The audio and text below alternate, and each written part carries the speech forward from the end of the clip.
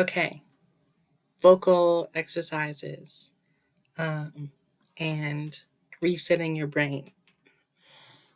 So, in my intro video, I talked about being a choir kid, which is how I know like a lot of like just like the science behind singing. It's just, I just picked it up um, with time and experience. But the thing about being a choir kid in a male choir, and, like if you're an all men's choir, someone's got to hit the high notes, someone's got to sing the melody, someone's got to sound good while everyone else sings the harmony. And that was me. I was a very part of a very coveted group of tenor ones because most guys by high school, by the end of high school, had very low voices.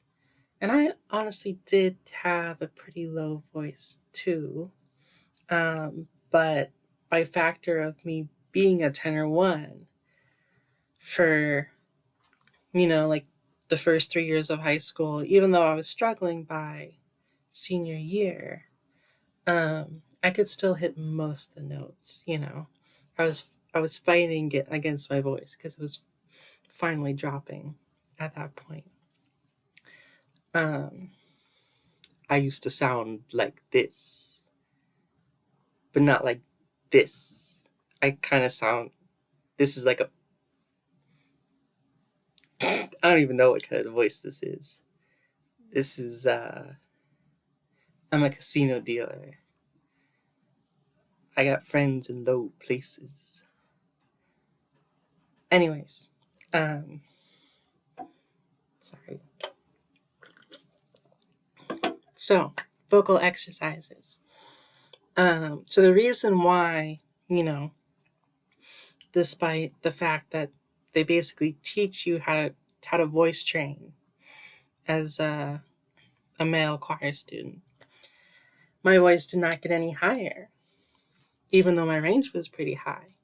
And that's because, like my brain, like your brain is very used to speaking in the way that you've always spoken.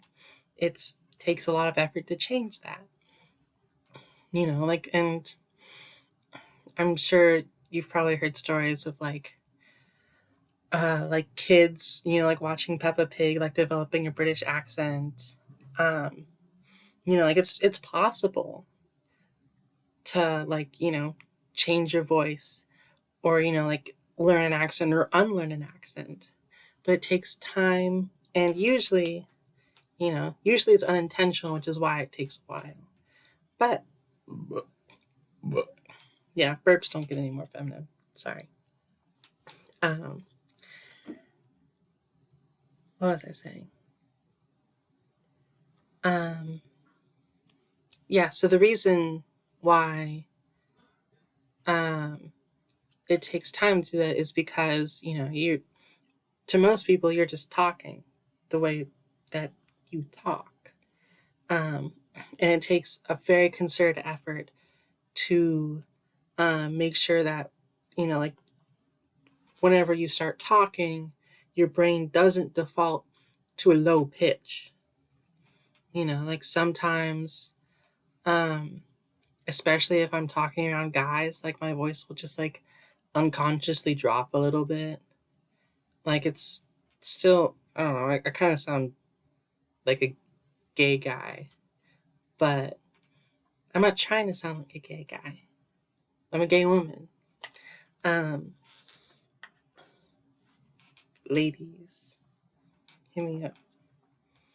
Um, and like that's just because like my brain is like automatically picking up those pitches, and it's just like unconsciously trying to like replicate those.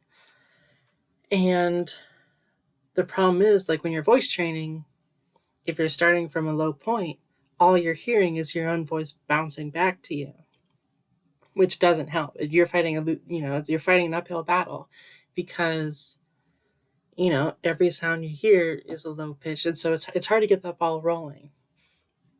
Um, and so, what I did when I was voice training is I had 3 specific phrases that I use. I memorized like the pitch and like the pronunciation and the cadence and all that, and I would just repeat them over and over and over. I would cycle through them. I would do the same one over and over again, just until my voice sounded the way that I imagined it in my head. The first one I picked because it's something my first girlfriend in high school would say. Uh, just um, so it's kind of like a no, no. It's a it's she would say it instead of like no. I don't know, just like an NOW sound, and it was something that I picked up too, and so like it was part of my vocabulary for a while, but I heard it enough times that I knew exactly what it sounded like in my head when she would say it. And so I would just say no, no, no, like over and over and over until I got it right. Um, the second one doesn't really have any personal significance, um, but it was yeah, yeah, yeah, yeah. Um, and that's just because I'm a bottom. Um, the third one is I watched a lot of Liv Agard TikToks, especially the crazy parking ones. And so, like her voice is pretty nice. And I eventually just had crazy parking just memorized in my head. And so I would I would just, like if I ever before I went out, I would just do them in the car before work. I would do them in the morning. I would do them, and what that did is it sort of just like reset my speaking pitch for a little bit. Like when I first started out, it was like maybe half an hour, if that. Um, and then eventually it became like I would need to redo them like every 2 to 3 hours. Eventually, it just became like in the morning kind of thing, and like maybe before I went out at night.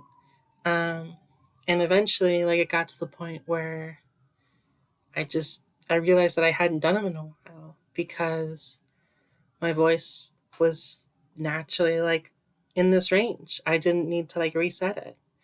Um, and now it takes a conscious effort for me if I want to talk in a lower pitch, like this. Ooh. Wow. Um, and so I picked those because it was easy just for me to memorize. I already had them memorized. Um, but I anything works really. Mine were just also convenient because it was they were also just like vocal exercises. The now is a bit of a slide, like a gradual downturn, like now, and I could take it down if I wanted to, if I wanted to practice, or if I wanted to start higher, I would do now to make sure I had like everything in order, and then the yeah, yeah, yeah, yeah, helped practice sliding upward. And, that's the kind of pronunciation you need for questions.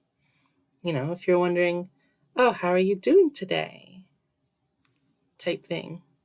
Or like for emphasis, like these are all like natural things I would want in my speech patterns anyways. And so it was just good to repeat them in general.